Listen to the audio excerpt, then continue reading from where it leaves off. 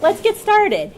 How was your week this past week? I know it's been about a week since we met, and we've had Memorial Day. I'm sure we've had many barbecues and parties, and for some, I know the weather wasn't all that cooperative for those kind of things, but did anything come up over this week that might have been different from previous Memorial Day weekend events, thanks to this class perhaps? Anything for folks? Yes, Bill. 3 more radiations.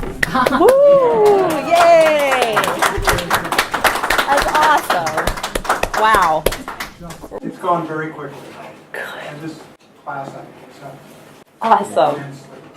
Good. So this coming week is going to be full of graduations for you. And celebrations and good. Awesome. Thank you.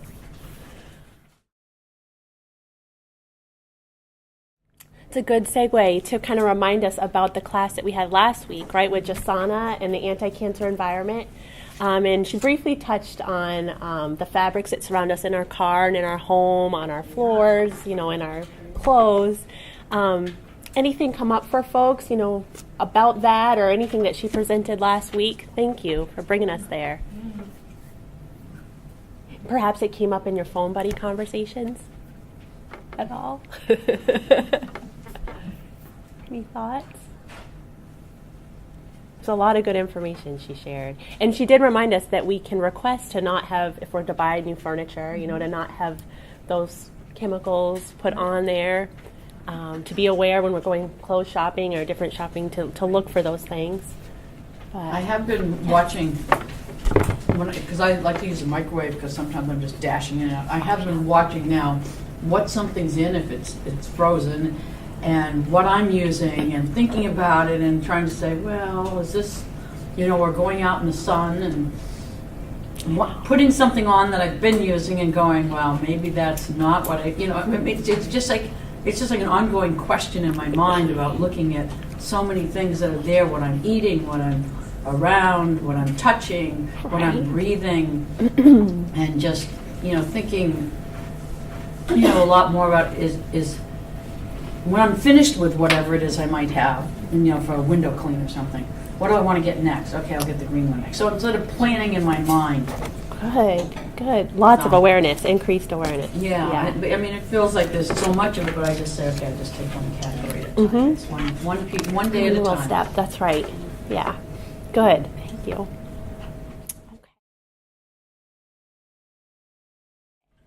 So just thinking a little bit about next week, our very final class after 12 weeks. I can't believe we're almost to the very end, but you all know Bill's coming to talk about stages of change and looking back on changes you may or may not have made or are contemplating making in the future.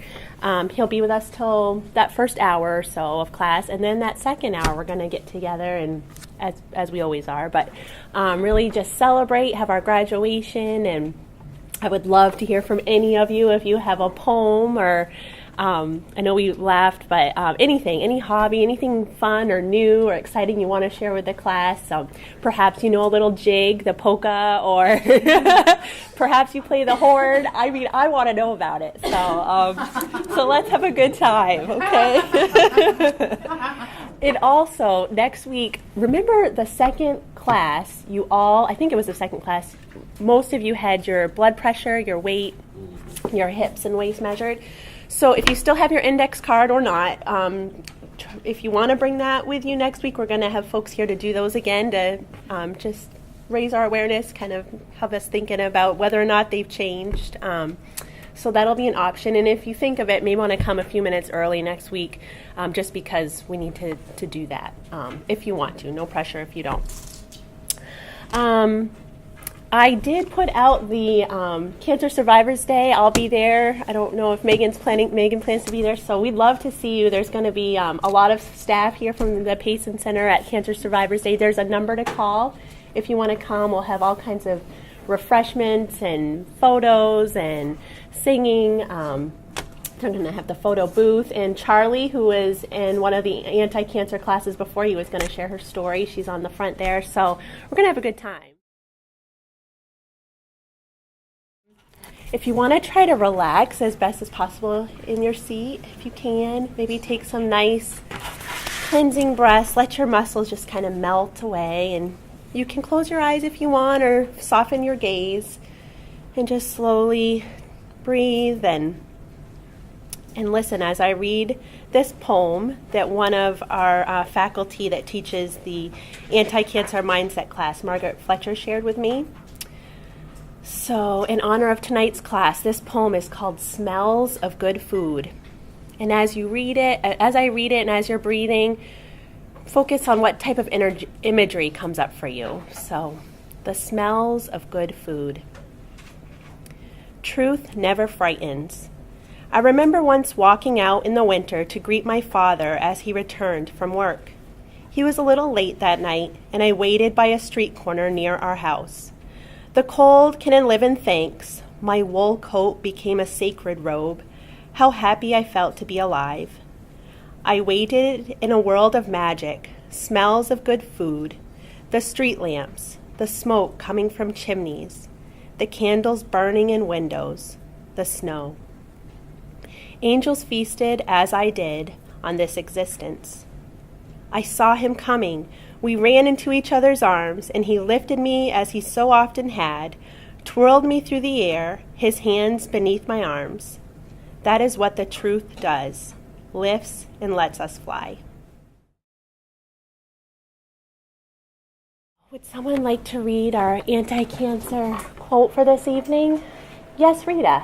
Thank you. Every day at every meal, we can choose food that will defend our bodies against the invasion of cancer by detoxifying carcinogenic substances, supporting our immune system, preventing tumors from creating the inflammation that serves as their fertilizer.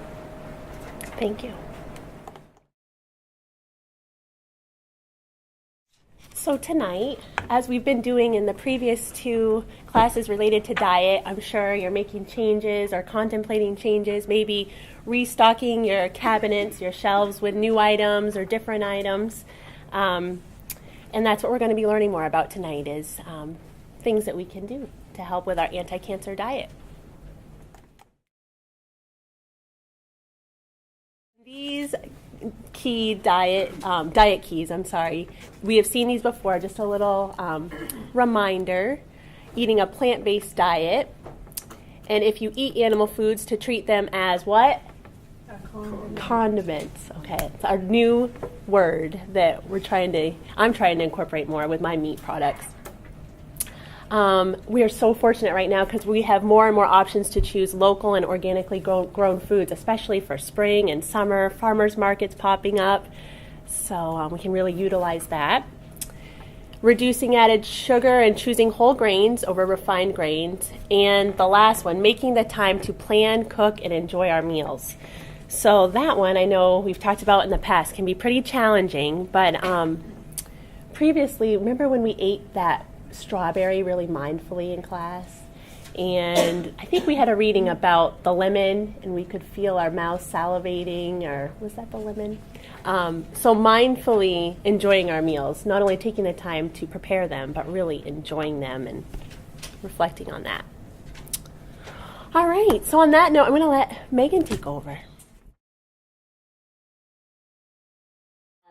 This week we're going to talk about fats, sugar, grains, spices, and teas. So rule number 10, change your oil. There really are two things that we want to make sure to address. One is, will eating less total fat lower the risk of cancer coming back or improve survival? And then what about different kinds of fats? Does that make a difference? It's like I brought this from home and you've got to pass it and give it a whiff because it smells delicious. You don't have to if you'd like to. I should. Oh yeah. So Stir fry. something that's a toasted sesame oil, and it's so powerful. You really need a small amount. So even if it was not the greatest choice, which it is, it's a really good choice. But those are just they're great to incorporate in cooking. You know, an awesome way to add to grains or stir fries, just a little bit, and get a ton of flavor. You go to a cookout and you have a soda. God forbid. your blood sugar goes up, right? Insulin levels go up, which is the hormone that goes up at the same time in order to take that glucose, bring it into your cells so that your body can use it for energy, which is a normal part of the process, right? It's good to have energy. Using that glucose effectively is a good thing. So here's our resistant cell. When you exercise, your cells open up. You become less insulin resistant. Your body can now use that blood sugar. Are there any questions about sugar before we move on? Feel free to help yourself to those beautiful, delicious dishes that you all brought if you need a little more food. And we'll take about 10 minutes. So if we could reconvene a little before 6:40, that would be great. So if you want to just relax yourself again for just a moment as you look at this beautiful cup of tea with china, and maybe you focus on the color that your liquid is turning. It's still surprisingly quite warm. If you want to touch that cup and feel the nice warmth against your skin, we're going to have a little green tea savoring mindset moment. So like the famous Pavarotti once said, one of the nicest things about life is the way we must regularly stop and devote our attention to eating, and I might add to drinking. Hopefully nice, delicious beverages like this. So as we sit and focus on this drink for a moment, I'm going to take some breaths as we look at this beautiful liquid, and we're going to just savor. So when you're ready, perhaps you want to add a little pinch of lemon to it, or not. And if you want to lift that cup up, maybe smell the lemon or smell this delicious, nourishing tea for a moment. And notice what thoughts might come to mind, how your body is reacting to the smells. When you're ready, you might just want to take a sip of the nice warm liquid and feel it in your mouth, perhaps on your tongue or against your cheeks, or as it slowly moves down your throat into your body. Perhaps you're going to mindfully contemplate it moving to all the cells across your entire body. And slowly take some more sips if you like. If you're not drinking it, that's fine. Maybe you just want to smell the tea bag itself. Let's try to engage all of our senses and appreciate this drink that is nourishing us. And just breathe and enjoy this for a moment.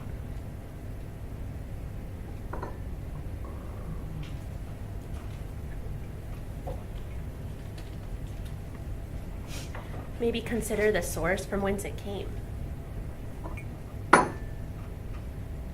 How did it come to you? Who grew the tea?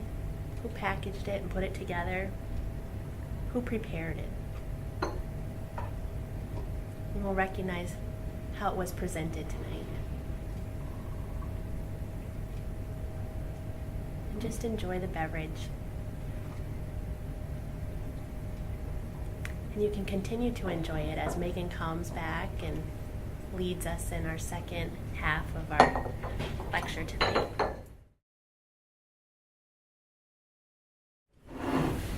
Rule number 12, getting on the whole grain train. As far as the research goes, studies show that higher amounts of fiber in whole grains decrease the risk of colorectal cancer. Rule number 13, spice it up. So take a guess. On average, how many seasonings does the American chef have at home in their kitchen? 2? How many do they have, or how many Yeah. do they use? How many do they have on hand, on average? I would say 30. 40. 40 on average. So any questions about herbs and spices? Yes, Judy? How much do you use to have some kind of an effect? Yeah. I think our last rule here Have a cup of tea or 3. You've already had 1 at least for the day.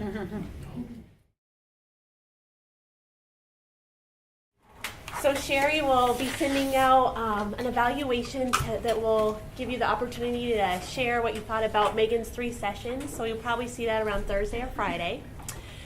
Just a few things, reminders before we all head home. I know it's time, but if you have your name tags on, go ahead and take those off. Thanks again for the beautiful dishes you all brought. They were delicious. I thoroughly enjoyed them back there. But don't forget to take home your dish, as well as the beautiful rosemary plants you each get, and our lovely volunteers packaged up turmeric for all of you. So feel free to help yourself to those things. Again, next week there's, for our final class, just a little reading to do, the conclusion in your anti-cancer lifestyle book.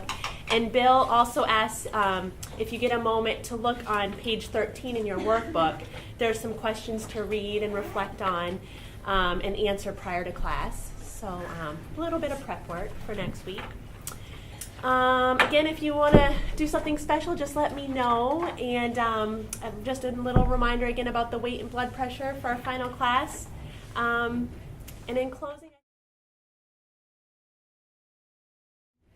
in closing, I just thought it might be nice to just return to the basic 3-breath breathing technique.